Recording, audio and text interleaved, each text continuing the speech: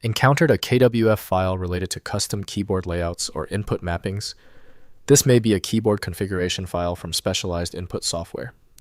I'm Evan Brooks, Certified Support Engineer, and I'll walk you through handling these KeyWorks keyboard files. We're going to solve this KWF issue, but first, a general piece of advice. A good universal viewer is a system essential. It provides quick recovery access. My suggestion is found below, and we will revisit later on. KWF files are keyboard configuration files associated with various keyboard customization applications and input mapping tools.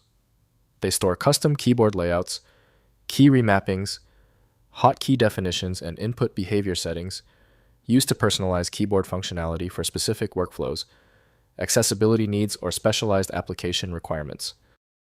KWF keyboard configuration files use application-specific formats, often containing structured key mapping data with key code assignments, modifier combinations, and action definitions.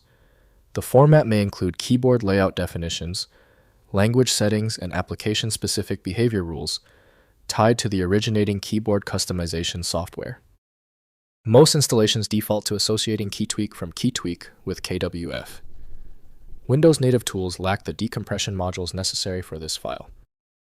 Windows provides no safety net for configuration editing, so mistakes can cause operational failures.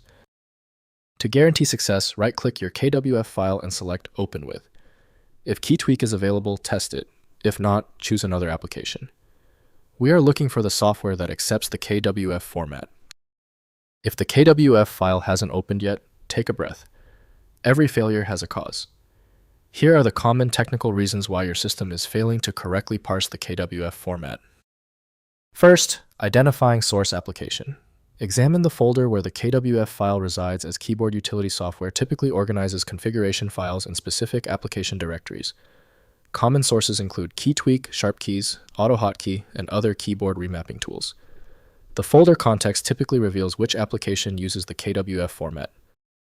Next, opening and source software.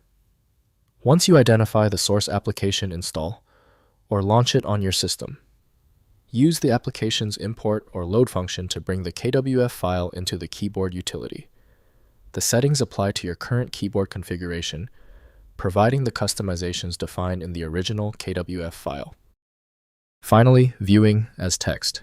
Try opening the KWF file in a text editor like Notepad++ to check for readable content.